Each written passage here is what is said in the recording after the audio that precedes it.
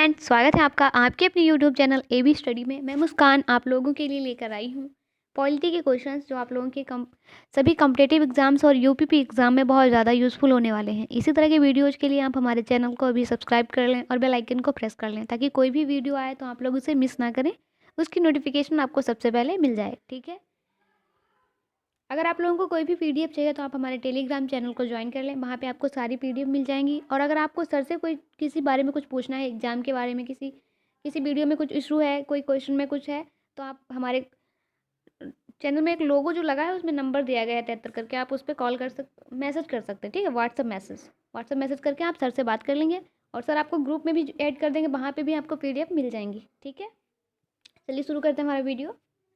इससे पहले की क्लास में सर ने कुछ क्वेश्चंस करवाए हैं, कुछ हमने करवाए हैं, जो आपको 70 क्वेश्चन हो चुके हैं इससे पीछे क्लासेस में।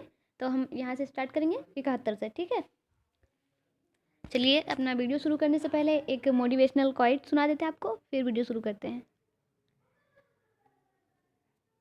कि जिसने कतरे भर भी किया है एहसान हम पर, कि जिसने कतरे भर भी किया है एहसान हम पर, वक्त ने मौका दिया तो दरिया लौटाएंगे हम उन्हें। ठीक है, तो हमें इतनी मेहनत करनी है, इतने अच्छे से पढ़ाई करनी है, इतना अच्छा एग्ज़ाम देके आना है कि जब जिन लोगों ने हमारे लिए कुछ भी किया है, कतरे भर भी किया है, हमें उनको ना भर भर के लौटाना है। ठीक है, दरिया लौटाना है उन्हें। ठीक है, चलिए शुरू करते हैं हमारा वीडियो। हमारा पहला क्वेश्चन नंबर 71।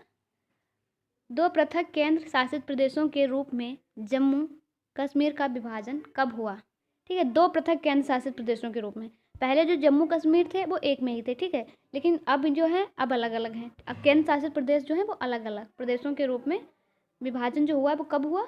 राइट आंसर हो जाएगा डी, 31 अक्टूबर 2019 में। कब हुआ? 31 अक्टूबर 2019 में। अगला क्वेश्चन नंबर 72। राज्यों के पुनर्गठन से संबंधित फजल अली आयोग का गठन किस वर्ष किया गया था? राज्यों के पुनर्गठन से संबंधित एक राज्यों के पुनर्गठन से संबंधित आयोग है जिसका नाम है फजल अली आयोग। ठीक है, उसका गठन कब हुआ था, किस वर्ष में हुआ था? उसका गठन हुआ था 1953 में। राइट आंसर हो जाएगा हमारा बी। अगला क्वेश्चन नंबर 73। राज्य पुनर्गठन आयोग ने 1 नवंबर 1956 को कितने राज्य तथा केंद्र शासित प्रदेश बनाए थे? राइट आंसर हो जाएगा ए, 14 राज्य और 6 संघ राज्य। ठीक है, अगला क्वेश्चन नंबर 74। सिक्किम भारत का एक राज्य किस वर्ष बनाया गया था? सिक्किम जो है वो भारत का एक राज्य किस वर्ष में बनाया गया था? राइट आंसर हो जाएगा वी, 36वें संविधान संशोधन के अंतर्गत वर्ष 1975 में। जो 36वां संविधान संशोधन है उसके अंतर्गत और कब? 1975 में। ठीक है, अगला क्वेश्चन नंबर 75। भारत में केंद्र शासित प्रदेशों का प्रशासन किसके द्वारा किया जाता है? भारत में जो केंद्र शासित प्रदेश हैं उनका प्रशासन किसके द्वारा किया जाता है? राइट आंसर हो जाएगा ए, राष्ट्रपति द्वारा। अगला क्वेश्चन नंबर 76। नागरिक संशोधन अधिनियम 2019 सीएए में किन देशों के हिंदू, बौद्ध, सिख, जैन, पारसी तथा ईसाई नागरिकों को भारत की नागरिकता प्रदान करने का प्रावधान है? राइट आंसर हो जाएगा डी, पाकिस्तान, बांग्लादेश, अफगानिस्तान, सभी। ठीक है, इनमें सब में है। अगला क्वेश्चन नंबर 77। भारतीय नागरिक की नागरिकता किस आधार पर समाप्त हो सकती है? भारतीय नागरिक की जो नागरिकता होती है वो किस आधार पर समाप्त हो सकती है? तो किस आधार पर? डी आंसर हो जाएगा हमारा राइट, डी, सभी। ठीक है, तो देख लेते हैं हम क्या क्या। परित्याग के आधार पर, पर्यावसान के आधार पर, वंचना के आधार पर, इन सभी के आधार पर। ठीक है, अगला क्वेश्चन नंबर 78। भारतीय मूल के व्यक्ति पीआईओ का कार्ड धारक भारत में नहीं खरीद सकता है। जो भारतीय मूल के व्यक्ति होते हैं पीआईओ, उनका कार्ड धारक जो होता है वो भारत में नहीं खरीद सकता है। क्या नहीं खरीद सकता भारत में? कृषि भूमि, जो कृषि भूमि होती है, खेत होते हैं ना हमारे यहाँ हम लोग खेती करते हैं, फसलें बोई जाती हैं, वो उनको नहीं खरीद सकता है। ठीक है, अगला क्वेश्चन, क्वेश्चन नंबर 79। संविधान द्वारा मौलिक अधिकारों को लागू करने की शक्ति किसे प्रदान की गई है? संविधान द्वारा मौलिक अधिकारों को लागू करने की जो शक्ति है वो किसे प्रदान की गई है? ए और बी दोनों। तो ए और बी क्या है? ए है सर्वोच्च न्यायालय और बी है उच्च न्यायालय। सर्वोच्च न्यायालय और उच्च न्यायालय दोनों। ठीक है, इसलिए राइट आंसर हमारा क्या हो गया? डी। अगला क्वेश्चन, क्वेश्चन नंबर 80। ठीक है, भारतीय संविधान के अनुच्छेद 13 का मुख्य उद्देश्य किसके संदर्भ में संविधान की सर्वोच्चता सुनिश्चित करना है? भारतीय संविधान के जो अनुच्छेद है 13, ठीक है, मुख्य उद्देश्य 13 का मुख्य उद्देश्य किसके संदर्भ में संविधान की सर्वोच्चता सुनिश्चित करना है? तो राइट आंसर हो जाएगा ए, मौलिक अधिकारों के।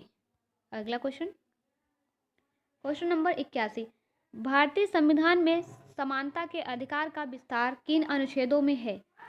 भारतीय संविधान में जो समानता के अधिकारों का विस्तार है वो कौन से अनुच्छेदों में है?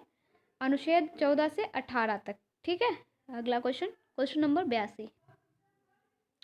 भारतीय संविधान की प्रस्तावना में प्रस्तुत समाजवाद शब्द को किस अनुच्छेदों के साथ समग्रता में रखकर सर्वोच्च न्यायालय द्वारा समान कार्य करने के लिए समान वेतन का मौलिक अधिकार प्रदान किया गया है? राइट आंसर हो जाएगा ए, अनुच्छेद 14 तथा 16। ठीक है, अगला क्वेश्चन, क्वेश्चन नंबर 83। भारतीय संविधान के अनुच्छेदों में से कौन सा एक लोक नियोजन के विषय में भारत के सभी नागरिकों को अवसर की समानता की गारंटी प्रदान करता है? राइट आंसर हो जाएगा ए, अनुच्छेद 16(1) और अनुच्छेद 16(2). ठीक है, अगला क्वेश्चन, क्वेश्चन नंबर 84। भारतीय संविधान के किस अनुच्छेद के अंतर्गत प्रावधान किया गया है कि किसी अपराध के अभियुक्त को स्वयं अपने विरुद्ध गवाह बनने के लिए बाध्य नहीं किया जा सकता? राइट आंसर हो जाएगा ए, अनुच्छेद 20(c) में। ठीक है, अगला क्वेश्चन, क्वेश्चन नंबर 85।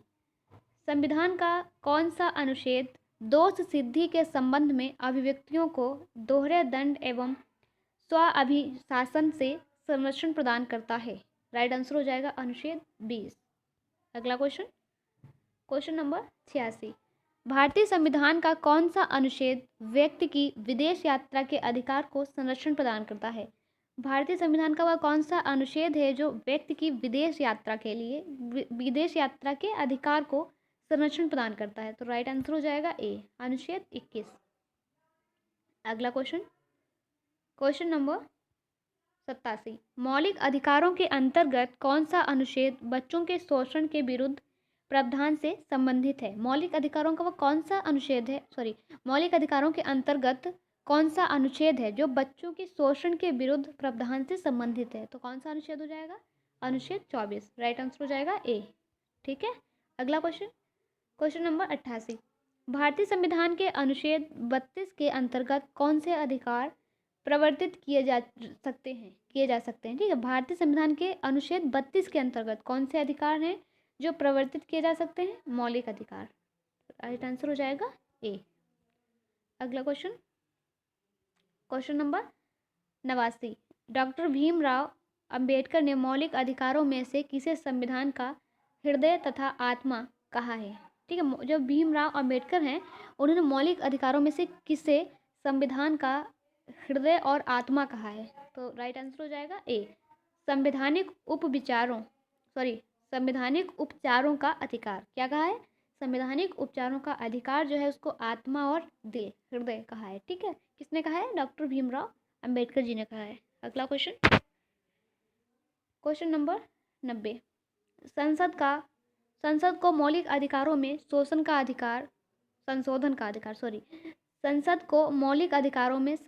का अधिकार किस बाद में निर्णय के आधार पर प्राप्त हुआ?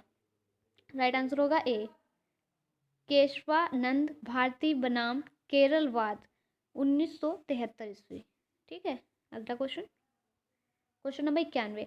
संपत्ति के मौलिक अधिकारों को किस संविधान संशोधन के द्वारा मौलिक अधिकारों की श्रेणी से हटाकर केवल वैधानिक संपत्ति के मौलिक अधिकारों को किस संविधान के द्वारा मौलिक अधिकारों की श्रेणी से हटाकर केवल वैधानिक अधिकार बनाया गया? राइट आंसर हो जाएगा ए 44वें संशोधन।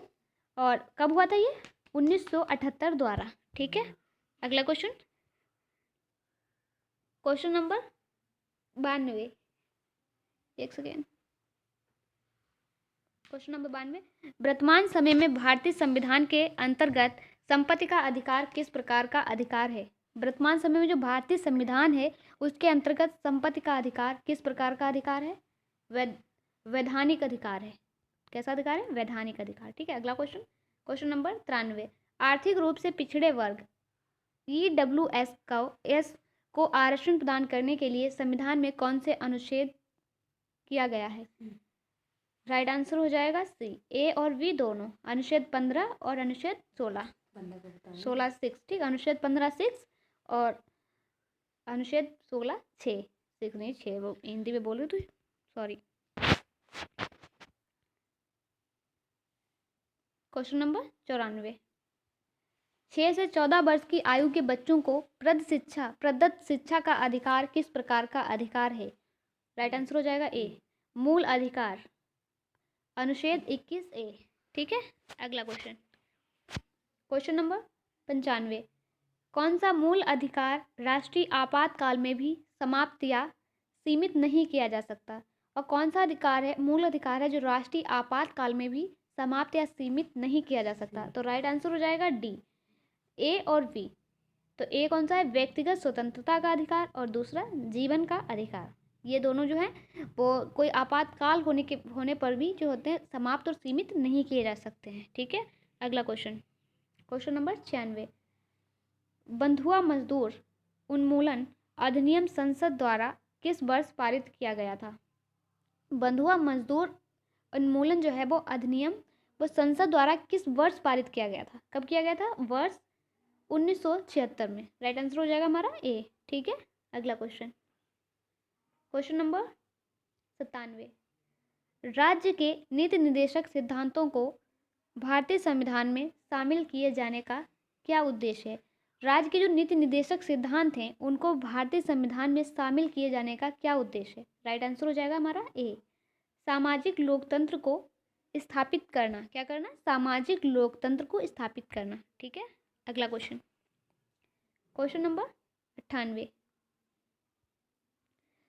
कल्याणकारी राज्य की संकल्पना का समावेश संविधान के किस भाग में है? जो कल्याणकारी राज्य की संकल्पना है उसका समावेश संविधान के किस भाग में किया गया है? तो राइट आंसर हो जाएगा हमारा ए, राज्य के नीति निर्देशक सिद्धांतों में भाग 4। ठीक है, अगला क्वेश्चन, क्वेश्चन नंबर 99। संविधान के किस अनुच्छेद में उद्योगों के प्रबंधन में कर्मकारों एक सेकेंड संविधान के किस अनुच्छेद में उद्योगों के प्रबंध में कर्मकारों की भागीदारी का प्रावधान किया गया है? राइट आंसर हो जाएगा ए, अनुच्छेद 43 का। ठीक है, अगला क्वेश्चन, क्वेश्चन नंबर 100। भारत के संविधान में समान कार्य के लिए समान वेतन के अधिकार का प्रावधान कहाँ किया गया है? भारत के संविधान में समान कार्य के लिए समान वेतन के अधिकार का जो प्रावधान है वो कहाँ किया गया है? राइट आंसर हो जाएगा डी, राज्य के नीति निर्देशक सिद्धांतों में।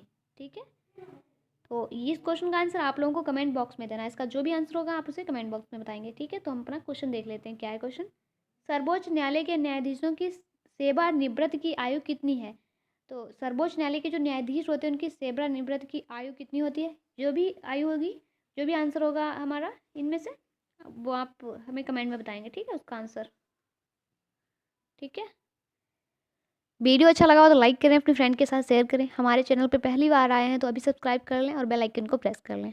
और आज की वीडियो के लिए हमारे टेलीग्राम चैनल को ज्वाइन करें, जिसकी लिंक आपको डिस्क्रिप्शन बॉक्स में मिल जाएगी। ठीक है, धन्यवाद।